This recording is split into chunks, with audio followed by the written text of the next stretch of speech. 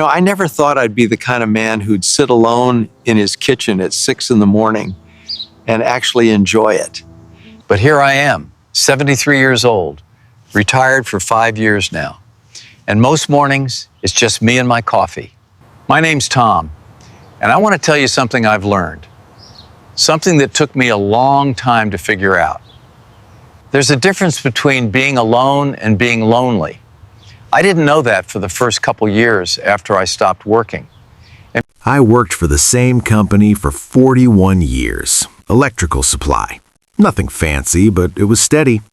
I knew everyone, they knew me. Every morning I'd get up, put on my boots, and head out the door. And then one day, I didn't. Retirement party was nice. Cake, handshakes, a plaque with my name on it. My wife, Margaret, she was still alive then. She smiled the whole time.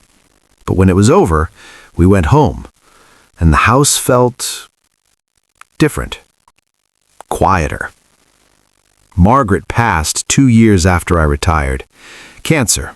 We knew it was coming, but that doesn't make it easier.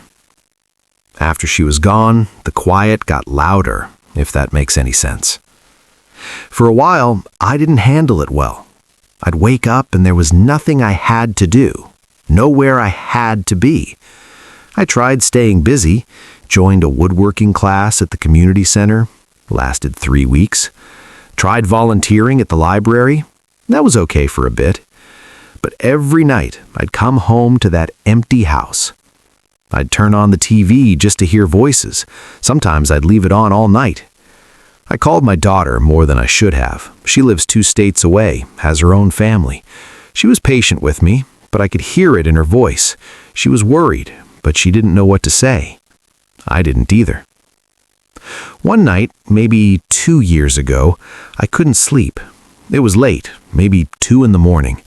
I got up and went to the kitchen, made some tea, which I never do, I'm a coffee man, and I just sat there at the table. No TV, no radio, just the hum of the refrigerator and the sound of the house settling. And I realized something. I was waiting for the loneliness to go away, like it was something that would just leave on its own if I stayed busy enough or distracted enough. But it wasn't going anywhere, because I wasn't dealing with it. I was running from it. So I stopped running. I just sat there, and I let myself feel it. It hurt. I'm not going to lie to you. I thought about Margaret, about all the years we had, the trips we took, the fights we had, the way she'd hum when she was cooking. I thought about my job, how I used to complain about getting up early, but secretly I liked having somewhere to go. I thought about my kids when they were little, the noise, the chaos, how I used to dream about peace and quiet. And now I had it, but it wasn't what I expected. That night, something shifted. I stopped trying to fill the silence. I started listening to it instead. And slowly, over weeks and months, I started to notice things.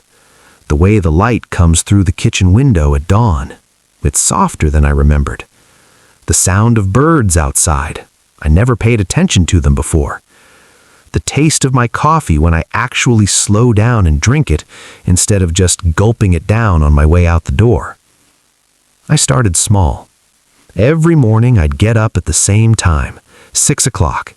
Not because I had to, but because I wanted to. I'd make my coffee, sit at the table, watch the day begin. No TV, no radio, just me. At first, it felt strange, empty even. But after a while, it started to feel like mine. This was my time. Nobody needed me, nobody was waiting for me. And that was okay. I started taking walks, just around the neighborhood, nothing long. I'd notice things, a new car in someone's driveway, a tree that was starting to turn colors, a dog barking from behind a fence. Small things, but they mattered, because I was paying attention. For the first time in years, I was actually present, not thinking about what I had to do next or what I should have done yesterday, just here. I won't tell you it's easy every day. Some nights are still hard, especially around the holidays or on Margaret's birthday. There are moments when I wish I could pick up the phone and hear her voice, or when I see something funny and want to share it with someone who'd understand. But I've learned that those feelings don't mean I'm doing something wrong. They just mean I'm human. And it's okay to miss people. It's okay to feel sad sometimes. You don't have to fix it. You just have to feel it. I've also learned that being alone doesn't mean you're cut off from the world. I have a neighbor, Bill. He's a little younger than me, still works part-time. We wave to each other. Sometimes we talk for a few minutes when he's getting his mail. It's not a deep friendship, but it's something. And it matters. I go to the diner on Tuesday mornings. Same booth. The waitress knows my order. She always asks how I'm doing. It's just a few words, but it reminds me that I'm still part of something. I'm still here. My daughter visits when she can. We talk on the phone every Sunday. I used to feel guilty for not being more involved in her life, for not being the grandpa who's always around. But we talked about it, and she told me something I needed to hear. She said, "Dad, you don't have to be anything other than yourself. Just be okay. That's all I want." And I realized I'd been carrying this weight, this idea that I had to be a certain way, had to stay busy, had to be useful. But maybe that's not what matters.